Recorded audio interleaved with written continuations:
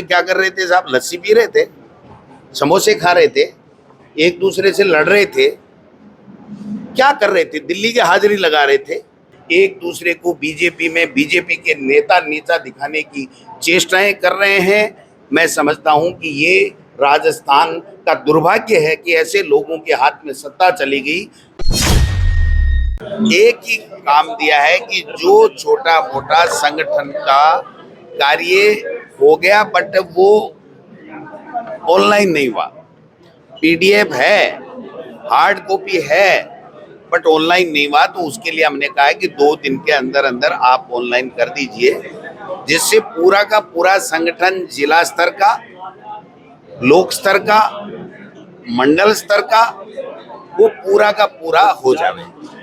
दूसरी बात, नगर कांग्रेस कमेटी 246 में से 124 की कार्यकारिणी बन गई, तो जो बाकी की है वो हमारे प्रभारी जा करके बैठ करके और 2-4 दिन के अंदर, इस सप्ताह के अंदर बनाएंगे।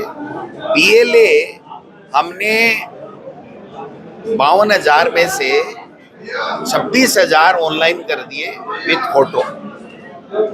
जो बाकी के 100 विधानसभा क्षेत्र के हैं, वो हम ये चाहते हैं कि 10-15 दिन के अंदर अंदर वो बीएलए भी हम लोग बना दें। तो हमारा बूथ अध्यक्ष बन गया, हमारी बीएलए पूरा बन जाएगा, हमारा मंडल की कार्यकारिणी बन जाएगी, और हमारी ब्लॉक की कार्यकारिणी और जिले की कार्यकारिणी, ये तमाम चीजें हमारे साथ में हो जाएंगी। तीसरी चीज, जो वार्ड कांग्रेस कमेटी का हमें गठन करना, और ग्राम पंचायत कांग्रेस कमेटी का भी हम गठन करेंगे। तो उसके लिए जो ही वार्ड और ग्राम पंचायतों का नोटिफिकेशन सरकार करेगी, तो जो हमारी पहले से बनी हुई है उसको रिव्यू कर लेंगे और नए तरीके से बना देंगे, जिससे जो वार्ड और ग्राम पंचायत बन रही है उनका समन्वय ठीक ढंग से हो सके। इस दिशा में भी हम लोग काम करेंगे। और जो ये सरकार जानबूझ करके, क्योंकि राजीव गांधी जी ने जो संविधान संशोधन 73वां 74वां कर करके जो पंचायती राज के और नगर निकाय के चुनाव हर हाल में विधायक और एमपी की तरह और राज्यसभा के सदस्य की तरह जो 5 साल में होने का संविधान में प्रावधान किया था, उस संविधान के प्रावधान को तोड़ने का काम कर रहे हैं। उस संविधान की अवहेलना कर रहे हैं, अवमानना कर रहे हैं।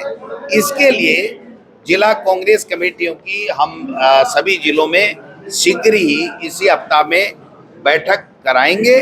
उसके बाद में एक बड़ा आंदोलन हम लोग प्रदेश कांग्रेस कमेटी और कांग्रेस कमेटियां करने जा रही हैं कि आप जानबूझ करके संविधान का उल्लंघन कर रहे हैं, आप असक्षम हैं, आप जानबूझ करके संविधान की अवहेलना कर रहे हैं। इसके लिए आपको जवाब देना पड़ेगा। ये सरकार के ऊपर हम दबाव बनाएं, क्योंकि इन्होंने एक ओबीसी आयोग का गठन किया। ये 1.5 साल से क्या कर रहे थे साहब? लस्सी पी रहे थे, समोसे खा रहे थे, एक दूसरे से लड़ रहे थे। क्या कर रहे थे? दिल्ली की हाजिरी लगा रहे थे। इनको ओबीसी आयोग का गठन, जब पंचायती राज का 5 साल का कार्यकाल पूरा हो गया, सुप्रीम कोर्ट के फैसले से बाध्यता है कि बिना ओबीसी आयोग के गठन करके आप उनके डाटा लिए बगैर कि किस प्रदेश में कहां पर कितनी ओबीसी की मात्रा है, संख्या है, वो लिए बगैर आप चुनाव करा ही नहीं सकते। तो आपने 1.5 साल ये क्यों निकाला? और अभी भी ये जो पंचायती राज का परिसीमन ये जो कर रहे हैं, ये 12 महीने चुनाव नहीं कराना चाहते। ये चाहते हैं कि हम उल्टा पुल्टा करें, हमारी मर्जी से करें, हाई कोर्ट में मामला उलझे और हम हाई कोर्ट का बहाना लेकर के 12 महीने तक 2027 तक ये भाजपा की सरकार जो संविधान में प्रावधान है उसकी अवहेलना करके ये पंचायत राज का चुनाव नहीं कराना चाहते हैं।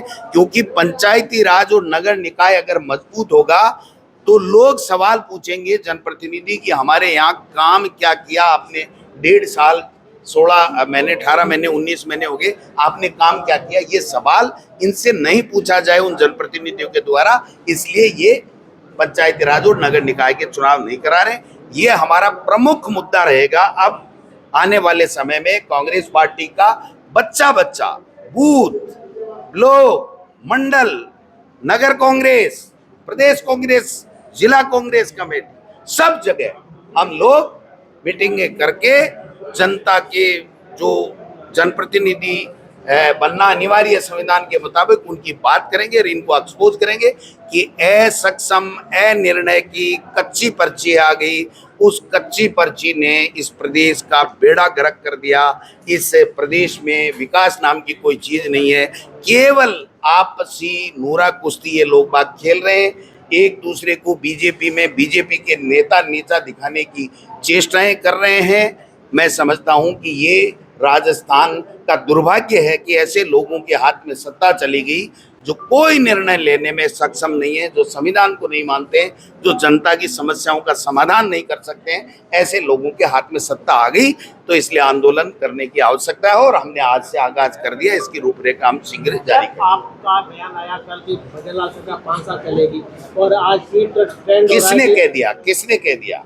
मुझे आपके मीडिया ने पूछा था कि ये सरकार, मैंने कहा ये सरकार तो 5 साल चलेगी, बीजेपी की सरकार 5 साल चलेगी, हमें तकलीफ भी होगी लेकिन हम संघर्ष करेंगे। अब उसी दौरान अगर कोई भाई ने पूछ लिया कि साहब गहलोत साहब ने ये कहा था कि भजनलाल को हटाया जा रहा है, तो मैंने कहा भाई वो उनके पास कोई इनपुट होगा। अब मीडिया ने ऐसा तोड़ मरोड़ के कि साहब वो तो कह रहे हैं भजनलाल नहीं हटेगा और आप कह रहे हो कि भजनलाल नहीं हटेगा और वो कह रहे हैं भजनलाल हटेगा। भजनलाल तो 5 साल रह ही नहीं सकता, किसी सूरत में नहीं रहेगा, क्योंकि भजनलाल ने कुछ किया ही नहीं है। मैं तो कह रहा हूं बीजेपी की सरकार 5 साल रहेगी। मैंने कल भी यही कहा था, आज भी यही कह रहा हूं, मेरा बाइट उठा के देख लीजिए कि बीजेपी की सरकार भी रहेगी और हमें तकलीफ भी होगी, जनता को तकलीफ भी होगी, लेकिन हम संघर्ष करेंगे और जनता के साथ खड़े होंगे। अब भजनलाल जी की पर्ची कब बदलती है वो तो देखते हैं। रंधावा जी ने कहा कि यूनाइट पार्टी आज चारों नेता एक साथ बैठे भी किस तरह से यूनाइट कर रहे हैं और ताकि सर यूनाइट या आपको दिक्कत कहाँ लग रही है?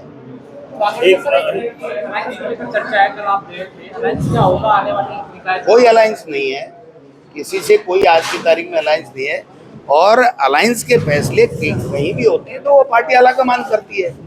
केवल हमारा मेंबर ऑफ पार्लियामेंट में एमपी के चुनाव में हमारा अलायंस था, इसके अलावा कांग्रेस पार्टी हर सीट के ऊपर जो भी चुनाव होगा उसके ऊपर चुनाव लड़ेगी और जीतेंगे।